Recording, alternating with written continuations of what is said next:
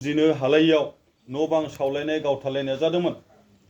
बेयो गोबाव आन्दलननि उनाव 2003आव आरो ग्रोब मोनसे सुक्ति जाबाय। BLT माने एबसुनि भलन्टियारफोरानो थाङै थुङै उनाव BLT महर लाहैदोंमोन आरो बे BLTजों सुक्ति जाबाय।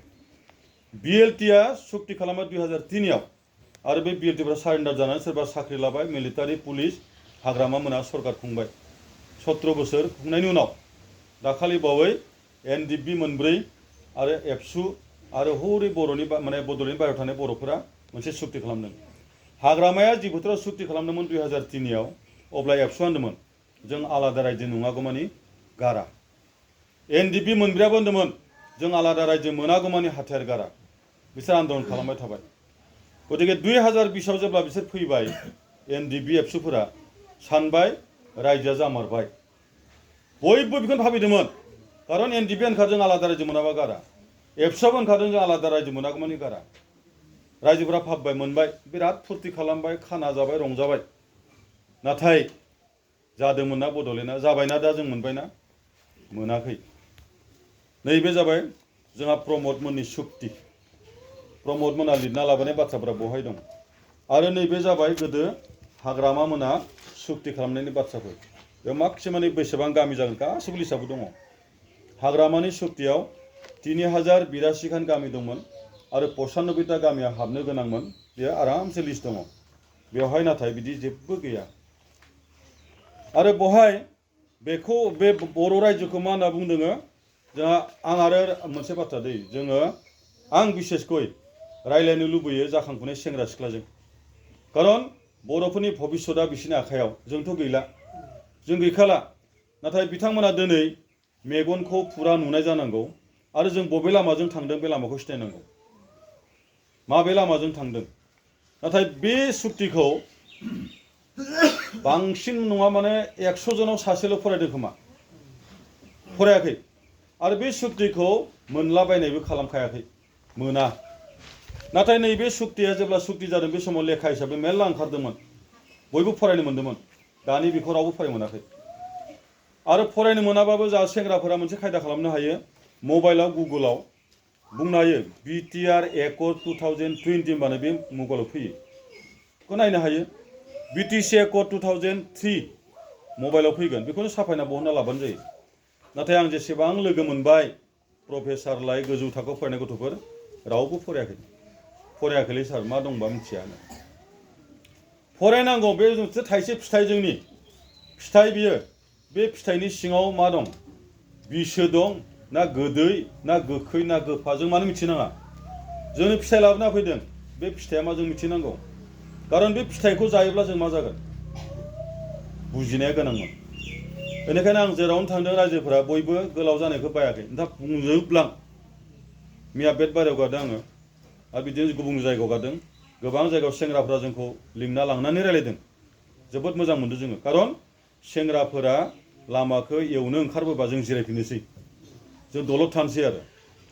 दाना बहाय मा लिरना लाबोदों, जय जोंहा बरगआव माखासे गोरों गोरा गथ' दं फरायना होदों। नै 3.3आव दा existing Bodoland territorial area district BTD shall be renamed as Bodoland Territorial Region comprising area covered under BTD। हाग्रामाया दाना गालांनाय बै BTDनि जायगाखौनो लानानै नामखौल' सोलायनानै BTR खालामनाय जागोन। मानो जाखो बिदिबा? मानो हाग्रामानि उनाव एसेबां गोलाव आन्दलन खालामबावनो गोनां जाखो बिदिबा एबसुआ? NDBआ मानो एसेबां खस्थ' खालामबावनो गोनां जाखो? बे सुक्तियाव बिदि लिरनाय दं। बे आं लिरनाय नङा, बेयाव नै बहाय प्रमद मोना सहि होदों नै। आरो बेयाव सहियाबो दंजोबो सोर सोर दंमोन। बेनो जाबाय अरिजिन कपि आरो आं बेखौ दायो नै माखासे सहि दंजोबो बिथांमोननि लेखा बेयो। दानिया बे सुक्तियाव जों बोरायफोरा गिबियावनो बारदावग्रोदों। नैबे प्रिएम्बलाव लिरना दोनदों बर'फोरनि जोबथा गोरोबथानो बियो। फाइनाल एन्ड कमप्रिहेन्सिभ होनना लिरदों बहाय। माबोरै जोबथा जानो हागौ? दाखालि बावै नोंथांमोना मिथिबाय आलफाया सुक्ति खालामबाय दाखालि गुवाहाटियाव। मोनसे माखासे थाबोदों हाग्रायाव दाबो। मोनसे ग्रुपआ सुक्ति खालामबाय। जाय आलफाया गावनि हादोर दंखायो आसाम हादोर, बे हादोरावनो बिसा समस्या जोबाखै, जोंहाथ' हादोरानो गैया। आरो बिथांमोना बे सुक्ति खालामनानै बिराद बुरजा थाखानि थफ्ला 1.5 लाख कौटि थाखा आसामाव जौगानाय खामानि मावनो थाखाय लाना फैदों। आरो बै सुक्ति खालामग्राफोरा दिनै आलांगा अख्राङाव मालाय गिदिंगासिनो दङ बिसि फिसाजों रायजो जादों नाथाय जोंहा रायजोआनो गैखाया कमप्रेहेन्सिभ एन्ड फाइनाल सोरनाव सोंनाय बे बाथ्राखौ बिसोरो रावजोंबो रायलायाखै नैबेखौ जेब्ला हाग्रामाया सुक्ति खालामदोंमोन बर'फोरनि जेसेबां संगठन दं साख्रिआवला आइजो आफाद धोरोम आफाद बयजोंबो रायलायनानै थि खालामदोंमोन बेल' नङा बे बड'लेण्डआव थानाय गुबुन जातिफोर आसु सावथाल नेपाल मुस्लिम बेंगलि बयजोंबो रायलायनानै बिथांमोननिफ्राय नो अबजेक्सन लादोंमोन आरो गनायदोंमोन आरो बिनिखायनो बे सुक्तिखौ लानानै थांनाय बोथोरफोराव हाग्रामानि बोथोराव जेबो रायलायनो जों खोनायाखै नाथाय नैबे सुक्ति जानायनि उनाव नोंथांमोना मबाइलाव नुदों अनेक बाथ्रा बहनगासिनो दङ सैथो दं बाथ्रा बहननायाव बेखौ बिसोर बाजायो ओमफ्राय बेयाव मोनथामसो गिथाव बाथ्रा लिरना लाबोदों बेनि आगोल आं मोनसे बाथ्रा बुंनोसै आচ্ছা सुक्ति जाबाय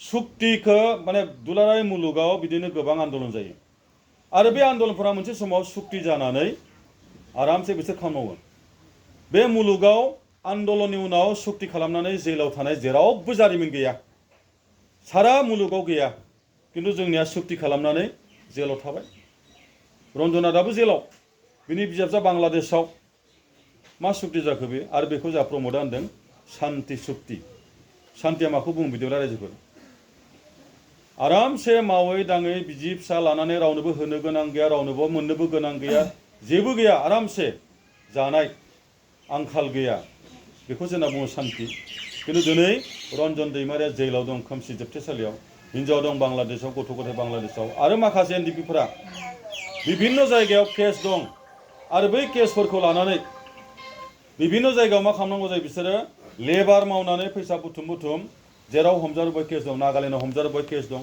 अरुणाचलाव हमजारुबाय केस दं मणिपुराव हमजारुबाय केस दं बेयाव थांना बिसोरो हाजिर जाहैबाय थानांगौ सिबायफोर जानोबो गैया बिसा सोरहाबा हिन्जाव थैजाबाय सोरहाबा हिन्जावा गारना खारबाय सोरनिबा गथ'आ सोरजोंबा रेप खालामजाबाय बिनि उदिसखौ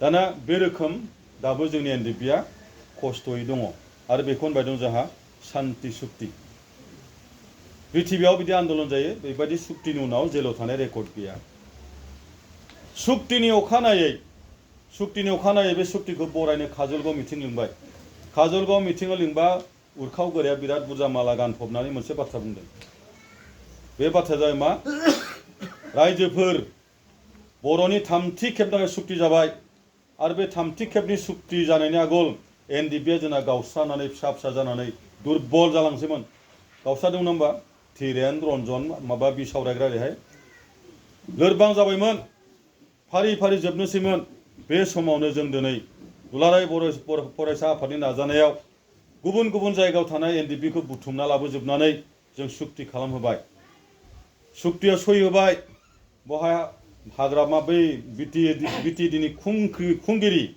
हाग्रामायाबो साखि हिसाब थाबाय बिटिएडि गैला रायजोफोर बिटिआर जाबाय आरो मा होनबावबाय नाथाय बे सुक्तियाव मा लिरनाय दं बेखौ एनडिपिआ नुवाखै रन्जन दैमारिया नुवाखै फरायनो मोनाखै जोंखौ आरो दुलाराय बर' फरायसा आफादखौ फोथायनानै रन्जन दैमारिया मेगन मिसिबनानै सय होबाय बेखौ नोंथांमोना दाबो डाउनलड खालामनानै नायनो हागोन भिडिअ मबाइल खालाम स्पिच अफ इउजि ब्रह्म अन दा डे आफ्टार बिटिआर एकर्ड होनना सार्च खालाम दानो फैगोन बे बाथ्राया साफ्रोमबो खोनासंनो हागोन न'आवनो आं ओरैनो होनाखै बिदि होनबाय बेथ' अयनाय जादों नंमारगौ रन्जन दैमारि मोना बहाय मा लिरनाय दं नुवाखैमोन बिथांमोनखौ हटेलाव लाना दोनो दिल्लीयाव बेनिफ्राय भारतनि अफिसारफोरा थांनानै होदोंमोन जे नोंथांमोना सुक्ति जासिगोन बे सुक्तियाव मा लिरनाय दं जों फरायना होदों खोनासं मबाइलजों खेबनोबो होआखै जाहैबाय उनाव रन्जन दैमारि मोना भाबिबाय जे बेखौ लानानै बर'फोरा जुदि